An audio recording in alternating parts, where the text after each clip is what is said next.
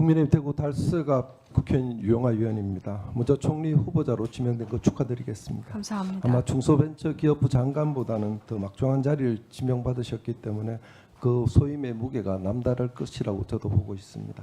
아시다시피 후보자께서 아시다시피 국무총리는 대통령을 보좌하고 행정각부를 통할하는 국가 운영의 중추적인 역할을 하는 자리입니다. 혹여 질문 중에 조금 거북한 질문이 있을 수 있습니다. 다만 국민 앞에 선다는 마음으로 성실하고 진솔하게 책임감 있는 자세로 답변을 부탁드리겠습니다. 네, 그렇게 하겠습니다. 먼저 본질이 들어가기 전에 며칠 전에 봤던 어느 신문사 사설입니다. 5,000명 청년의 창업 꿈을 망쳐놓고 총리로 간다는 장관, 아마 보셨을 겁니다. 당시 총리께서 출근길 사과를 하시면서 무거운 책임을 통감한다 이렇게 말씀하셨는데요. 어떻게 통감하실지 제가 지켜보겠습니다. 정부 부처의 장관은 해킹으로 관리부실 은폐 의혹에다 부실 대책 논란까지 불거졌는데 출근길 사과로 면죄부를 받아 총리로 지명되면 국민들이 납득하겠나? 저는 무겁게 받아주셨으면 합니다. 자, 네. 본질이 들어가겠습니다. 총리의 가장 핵심적인 역할 중 하나가 부처간 의견 조율입니다. 알고 계시죠? 최근 국방부에서 올해 연말에 발간된 2026년 국방백서에서 북한 정권은 우리의 적이라는 표현이 삭제될 수 있다. 이런 언론 기사가 나니까 곧바로 이렇게 대답했습니다. 북한 정권과 북한군이 우리의 적이라는 입장은 변함이 없다. 이렇게 밝혔어요. 국방부 의견에 동의하십니까? 네, 국방부가 발표한 등 자, 통일부는 평화공존과 북한을 추적으로 규정하는 것을 양립할 수 없다. 이렇게 약간 결이 다른 얘기를 하고 있어요. 자, 국가안보와 직결된 대북 정책에서 정부 부처 간의 인식이 이렇게 차이가 노출되는 건 저는 바람직하지 않다고 보고 있습니다. 총리 의견이 어떻습니까? 네, 그 정부의 통일된 의견을 보여야 한다는 부분에는 그렇죠. 동의합니다. 자, 이재명 정부가 출범한 이후에 그 남북 간의 적대간 대결을 종식하고 평화 공존 및 공동 성장의 한반도를 구현하겠다 이렇게 얘기했습니다. 그러면서 3대 원칙을 얘기했죠. 북한 체제를 존중하고 흡수 통일을 불추구하고 적대 행위를 불추진한다. 이렇게 밝힌 거 알고 계시죠? 네, 자, 그럼 후보자께 기억하실 때 정부의 이런 대북 정책이 전환된 이후에 북한이 우리 정부의 정책에 대해서 정책적으로 실질적으로 호응한 정책이 있다고 생각하십니까? 기억나는 게 있으면 얘기해 보세요. 저는 없을 거라고 봅니다. 정부의 정책 전환에도 불구하고 북한은 여전히 핵무력 강화를 지속하고 있고 대한민국을 적대적으로 규정하고 있습니다. 다음 화면 한번 보실까요? 지난 올 2월에 진행됐던 북한 9차 당대에서 김정은은 핵무력 확대 강화를 지시했고 핵 보유국 지위 행사를 재차 천명한 바 있습니다. 그리고 헌법을 개정해서 통일 관련 조항을 삭제했고 핵 보유국 지위를 명문화했습니다. 그리고 대한민국을 가장 적대적인 실체로 규정하고 동족이라는 범죄에서 영원히 배제하겠다 이렇게 선언한 바 있습니다. 이런 상태에서 통일부가 원래 북한에 대한 굉장히 유화적인 태도를 유지하는 제5차 남북관계 발전 기본계획을 발표했는데요. 한번 나중에 총리에 취임하시면은 과연 이 상태에서 이 계획이 맞는지에 대해 검토를 부탁드리겠습니다. 또 북한은 지난 2024년 이후에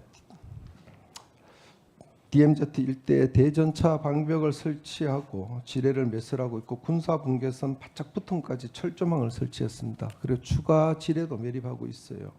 그리고 며칠 전에 끝난 노동당 중앙위원회 제9기 2차 전원회의에서 김정은은 한국과 잇따라 있는 남북 국경선을 빠르게 요새하라 이렇게 지시했고 대한민국을 가장 적대적인 국가라고 재천명했습니다. 그런데 우리 국방부는 말이죠. 이렇게 얘기하고 있어요. 최근에 접경 지역의 대전차 장애물 23곳을 철거하겠다 발표했고 얼마 전에 17일 날 군사분계선 이남 평균 8km에 설정 민간 통제선을 2km 북상시키겠다 이렇게 얘기했다. 군사분계선이 어딘지 알고 계시죠? 네. 비무장지대가 군사분계선으로부터 몇 킬로 떨어져 있습니까? 제가 그 숫자는 정확히 2km 떨어져 죄송합니다. 있습니다. 네. 물론 뭐 총리 후보자께서 국방에 대해서 지금 전문 지식을 갖고 있지 않다고 제가 보고 있지만은 그렇지만 총리 후보자로서 기본적인 건 아셔야 된다고 생각해서 질의를 드리는 것입니다. 네. 자, 국방부에서 민통선을 이렇게 북상시키는 데 대해서 아마 지금 총리께 여쭤봐도 총리가 답변이 어려우실 것 같습니다. 그래서 제가 설명을 드리겠습니다. 이 민통선을 북상시키는 것이 이제 그 지역 주민들의 재산권을 용이하게 한다는 이런 이해가 돼요. 하지만은 지금 현재 우리가 북한의 핵 위협으로부터 있는 이 상태에서 과연 적절한을 판단해 볼 필요가 있습니다. 지난번에 하마스의 공격으로 이스라엘이 공격받은 거 알고 계시죠? 민간인 사상자가 굉장히 많이 났습니다. 그 이유가 뭐냐면은 완충지대가 없었던 겁니다. 가자지구와 이스라엘 간에 철책선밖에 없었어요. 그리고 완충지대가 없었기 때문에 바로 습격이 되면은 민간인 사망이 이렇게 크게 나는 겁니다. 저희 한반도도 이 작전 중심이 굉장히 짧습니다. 나중에 취임하시면은 장관한테 물어보시죠. 작전 중심에 대해서. 그런데 만약에 유사시에 이 민통선을 옮기게 되면은 우리가 군이 유사시에 현장 대응 시간이 박탈됩니다. 그래서 전방 부대와 후반 민간의 생존이 굉장히 위험하게 되거든요. 그래서 이건 함부로 올릴 수 있는 게 저는 아니라고 봅니다. 후보자께서 총리로 취임하시게 되면 이 부분은 명백하게 한번 다시 살펴봐 주시기를 부탁드리겠습니다. 네, 의원님 말씀 주신 부분들 잘 챙겨보고요. 그리고 아까 지금 현재 나왔던 통일부의 한반도 평화 공존과 공동 성장과 관련된 목표 부분들은 저는 누구나 동의할 수 있는 목표라고 생각합니다. 그 나머지 부분들에 대해서는 잘 제가 사실 오늘 살펴보겠습니다. 7일을 처음에 후보자의 영검동 부동산 문제로 했다가 오늘 6.25지 않습니까? 네. 그래서 앞에 동료 의원들이 자꾸 추적해 가서 질문을 하면서 좀 시끄러워서 제가 국방부의 의견이 이렇다는 데 대해서 후보자의 명백한 답변을 듣고 싶어서 질의를 좀 바꿨습니다.